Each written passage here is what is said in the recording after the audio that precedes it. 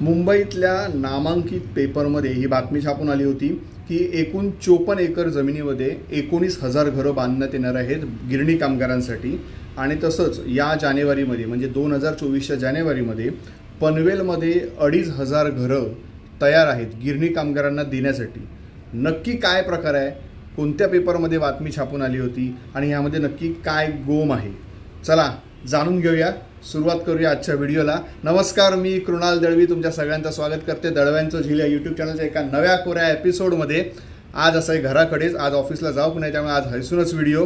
तर झालं थोडंसं असं की 28 डिसेंबरला म्हणजे 28 डिसेंबर 2023ला एका नामांकित मुंबईतल्या पेपरमध्ये नाव मला माहिती आहे पण या पेपरचं मी नाव तुम्हाला एक्झॅक्ट सांगणार नाही आहे। या न्यूजपेपरमध्ये अशी बातमी छापून आली होती की ती तुम्हाला मी आता खाली ते कमेंटमध्ये बघू, शक्य झालं तर मी कमेंटमध्ये त्याचं एक कात्रण टाकेन। आणि त्याच्यामध्ये असं छापून आलं होतं की मुंबईमध्ये एकूण 54 एकर जमीन 54 एकर भूखंड महसूल विभागाकडे मागणी केली आहे 54 एकर भूखंडाची। आणि त्याच्यामध्ये 19,000 घरं बांधली जाणार आहेत गिरणी कामगारांसाठी। आता हा नक्की काय प्रकार आहे, ही 19,000 घरं कशी काय शक्य आहेत आणि ते पण 54 एकर भूखंडामध्ये। आता 54 एकर म्हणजे काही लहान जागा नाही आहे, तर ती कुठे अवेलेबल आहे, कशी अवेलेबल आहे याबद्दल तुम्हाला मी थोडक्यात सांगतो। पण त्याआधी मी तुम्हाला सांगतो 2012मध्ये याच बातमीत छापून आलं। हे बघा, मी या दुसऱ्या मोबाईलवरती ही बातमी वाचतो, ही बघा दिसते या दुसऱ्या मोबाईलवरती, ही बघा या दुसऱ्या मोबाईलवरती ही मी बातमी वाचतोय। ही न्यूजपेपरमध्ये छापून आलेली बातमी आहे आणि ह्यामध्ये असं लिहिलेलं आहे की 2012मध्ये गिरणी कामगारांच्या घरांचं प्रयोजन करायला सुरुवात झाली। 15,870 घरं सदनिका उभारण्यात आल्या आत्तापर्यंत 2012पासून। म्हणजे 2012पासून आत्तापर्यंत म्हणजे धरणा एकंदरीत ते 11 वर्ष झाली आणि 11 वर्षात तुम्ही फक्त 15,870 घरं उभारली।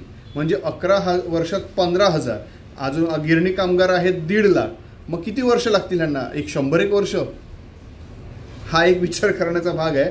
असो, पण 2012पासून आत्तापर्यंत 15,870 घरं बांधून झाली आणि त्यापैकी 11,158 सदनिकांचा ताबा देण्यात आल्यात, वितरित करण्यात आलं आहे, हे इथे माहिती देण्यात आली आहे।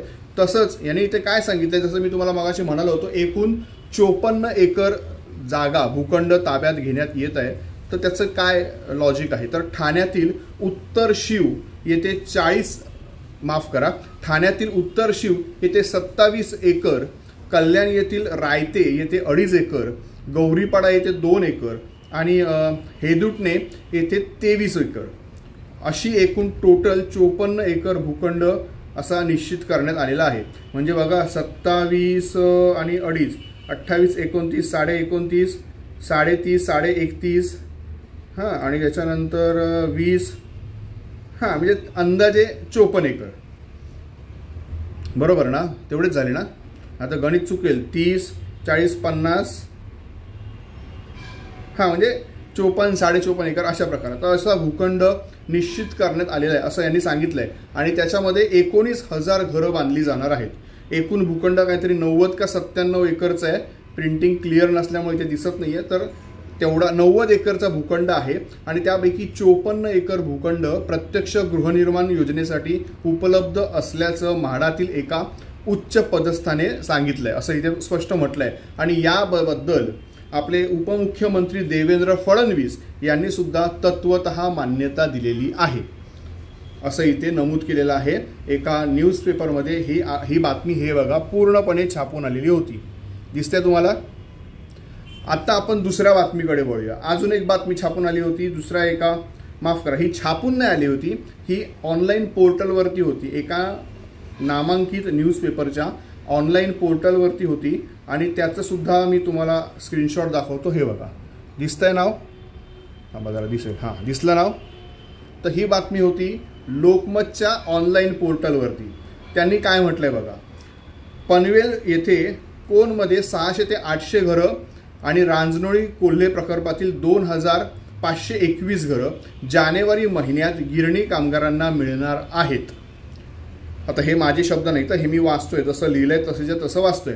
गिरणी कामगार घर सनियंत्रण समिती यासाठी काम करत असून 2020 साली लॉटरी काढण्यात आलेल्या वगैरे वगैरे वगैरे. हां, महत्त्वाचा मुद्दा, लॉटरी काढण्यात आलेल्या बॉम्बे डाईंग श्रीनिवास मिलची 3800 पैकी 1300 घरं ही कामगारांना नव्या वर्षात मिळतील याची तयारी सुद्धा सुरू आहे, असं यांनी इथे सांगितलं आहे. म्हणजे यांचं एकंदरीत म्हणणं असं आहे की 2500 आणि ते 600 म्हणजे 3000 3100-3200 घरं या जानेवारी महिन्यात गिरणी कामगारांना मिळणार आहे.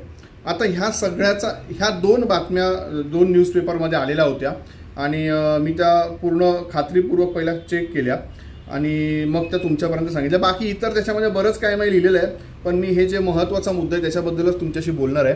जर आता आपण थोडासा असा विचार करूया की ही जर खरंच घरं अशा पद्धतीने अवेलेबल होणार असतील तर सर्वांना घरं मिळतील का, म्हणजे सर्व गिरणी कामगारांना घरं मिळतील का.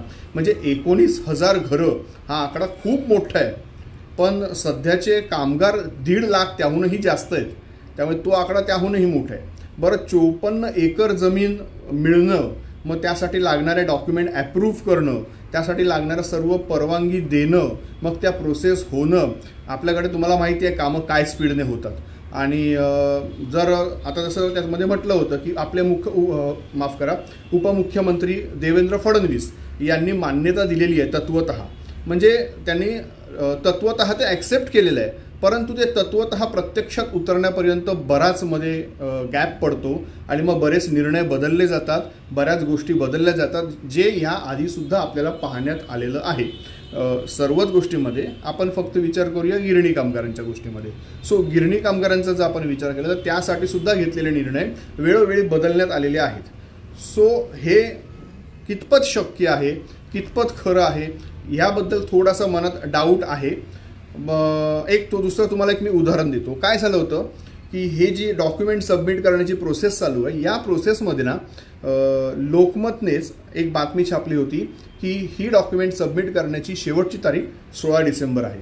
मग त्यानंतर मी एकदा जेव्हा गेलो होतो, तुम्ही माझे व्हिडिओ बघितले असालच, तिकडे MIG क्रिकेट क्लबच्या इथे जेव्हा ते समाज मंदिर तिथे जेव्हा मी गेलो चौकशी करायला, तेव्हा त्यांनी सांगितलं की सर आमच्याकडे अजून शेवटची तारीख असं काहीच जाहीर झालेलं नाही आहे किंवा आम्ही असं काहीच जाहीर केलेलं नाही आहे. तेव्हासुद्धा एका वेल नोन ज्याला या गोष्टीची पूर्ण माहिती आहे आणि तो इतर लोकांची ती व्यक्ती मदतसुद्धा करते, तर त्या व्यक्तीने सुद्धा मला म्हटलं होतं की कृणालजी, लोकमतसारख्या नामांकित पेपरने हे छापलं आहे, तो शेवटची तारीख आपणही लोकांना हीच सांगू शकतो. तर मी त्यांना म्हटलं की हो, नामांकित पेपरने छापलं आहे खरं, पण जोपर्यंत ते फायनलाइज होत नाही किंवा आपल्यापर्यंत जोपर्यंत ते फायनलाइज पोचत नाही नक्की काय आहे, तोपर्यंत आपण सुद्धा लोकांना सांगणं कठीण आहे. कारण न्यूजपेपरवाले आज एक छापतील आणि उद्या ही बातमी अशी नाही झाली आणि डिसिजन असा बदललं गेलं हे सुद्धा छापून आणतील. त्यामुळे कोणावरती किती विश्वास ठेवायचा ना, हा सध्या खूप गोंधळ आहे. पत्रकारिता अगोदरसारखी उरलेली नाही आहे. म्हणजे आत्ताच्या घडीला तुम्हाला एक दुसरं उदाहरण देतो. इंडिया आणि ऑस्ट्रेलियाची वर्ल्ड कप फायनल झाली, इंडिया मॅच हरली, विचित्र प्रकारे हरली, सगळ्यांच्या मनाला लागलं, पण त्याचा फायदा बऱ्याचशा यूट्यूबर्सने करून घेतला, बऱ्याचशा इंस्टाग्रामच्या इन्फ्लुएन्सने करून घेतला. काय टायटल दिलं तर इंडिया आणि ऑस्ट्रेलियाची वर्ल्ड कपची क्रिकेट मॅच पुन्हा होणार आहे, फायनल. शक्य होतं का ते? पण यांनी खोटी टायटल टाकली आणि लोकांचे व्ह्यूज आणि त्या इमोशन्सचा फायदा करून घेण्याचा प्रयत्न केला. मी समजू शकतो की हे यूट्यूबर्स आहेत ना, ह्यांना स्वतःचा काहीच कंटेंट नाही आहे, स्वतःचं काही क्रिएट करता येत नाही आहे, त्यामुळे हे अशा पद्धतीचे व्हिडिओ बनवत आहेत. पण हाच प्रकार जेव्हा काही प्रसिद्ध न्यूज चॅनल करतात, त्यांच्यासुद्धा अशा गोष्टीच्या हेडलाईन्स होत्या, त्यांच्या वेबसाईटवर लोकांनी न्यूज वाचण्यासाठी जावं म्हणून, हे खूप शॉकिंग आहे. त्यामुळे पत्रकारितासुद्धा अगोदरसारखी प्युअर, जेन्युइन आणि लोकांना माहिती देणारी न राहता लोकांचं अटेन्शन आपल्याकडे खेचणारी झालेली आहे.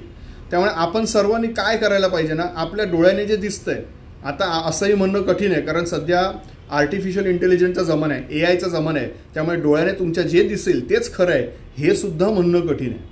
त्यामुळे डोळ्याने जे दिसतंय, कानाने जे ऐकू येतंय आणि जे आपल्याला समजतंय बाहेरना मटेरियल, ते ह्या मेंदूत घ्यायचं, त्यावरती विचार करायचा, खरंच हे शक्य आहे का, आपल्या परिचयातील लोकांशी डिस्कशन करायचं, त्यावर त्यांची मतं जाणून घ्यायची आणि आपलं मत बनवायचं. मी असं म्हणत नाही की कोणी एकाने सांगितलं त्यावरती विश्वास ठेवा, परंतु तुमचं स्वतःचं मत असणं गरजेचं आहे. तुम्हाला विषय आणि ती गोष्ट खरंच समजणं गरजेचं आहे. तुम्हाला समजत नसेल तर तुम्हाला जे जाणकार वाटतात, तुम्हाला जे योग्य वाटतात, तुम्ही त्यांच्याशी डिस्कस करा आणि मग तुम्ही त्या एखाद्या गोष्टीवरचं मत बनवा. आत्ताच मध्ये साताऱ्यामध्ये एक ज्यांचे डॉक्युमेंट नाही आहेत यांच्यासाठी एक तो मेळावा झाला. खरंच चांगली गोष्ट आहे. लोक संघटित होत आहेत आणि त्याबद्दलचा मेळावा होत आहे. मी काही तिथे उपस्थित नव्हतो त्यामुळे त्याबद्दल मी काही बोलू शकत नाही की ते काय झालं किंवा कशा प्रकारचं झालं. परंतु माझं असं म्हणणं आहे की सर्वांनी संघटित व्हा, एकत्रित या आणि एकमेकांशी डिस्कशन करा, जेणेकरून तुम्ही तुमच्या प्रॉब्लेम्स तुमच्यापर्यंत अडकून राहणार नाही. म्हणजे तुम्ही तुमच्याच गोष्टीमध्ये अडकून राहणार नाही. तुम्ही डिस्कशन करून तुम्हाला इतर माहिती मिळेल आणि त्याच्यावरती तुम्ही सॉल्युशन काढू शकाल. बरं, दुसरी एक गोष्ट, मागे मी जो ग्रुप बनवला होता मिल कामगारांसाठी, तो ग्रुप खरंच खूप छान चालला आहे. बरेच लोक त्यामध्ये ॲड होत आहेत, त्यांचे प्रॉब्लेम्स येऊन ते जे डिस्कस करत आहेत त्यावरती ग्रुपमध्ये जी लोकं आहेत ते त्यांना मदत करत आहेत. अजून गोष्टी नव्याने तुम्हाला कशा मिळू शकतात, कुठे मिळू शकतात किंवा तुमचा जो काही इश्यू असेल तो कसा सॉर्ट आउट होऊ शकतो. सो तुम्हालासुद्धा तो जर ग्रुप जॉईन करायचा असेल तर मी खाली डिस्क्रिप्शनमध्ये लिंक देतो आणि तुम्ही तो व्हॉट्सअप ग्रुप आहे तो जॉईन करा आणि त्या व्हॉट्सअप ग्रुपवरती जॉईन करून तुमचे काही डाऊट्स असतील तर विचारा. तसेच इतरही काही मिल कामगारांच्या या डॉक्युमेंट सबमिशनचे जे व्हिडिओ आहेत त्याचीसुद्धा मी खाली लिंक देतो आहे, ते सुद्धा तुम्ही जाऊन बघू शकता, जेणेकरून तुम्हाला फॉर्म ऑनलाईन डॉक्युमेंट कसे सबमिट करायचे आहेत, काय करायचे हे सुद्धा तुम्हाला कळेल. बरेचसे लोक काय करतायत ना, इथून MIG क्लबला जातात, बँड्राला जातात फॉर्म सबमिट करायला आणि तिथे जाऊन 200 रुपये देऊन फॉर्म भरत आहेत, डॉक्युमेंट सबमिट करत आहेत. सो असं करू नका. डॉक्युमेंट सबमिट करायला काही रुपयासुद्धा लागत नाही.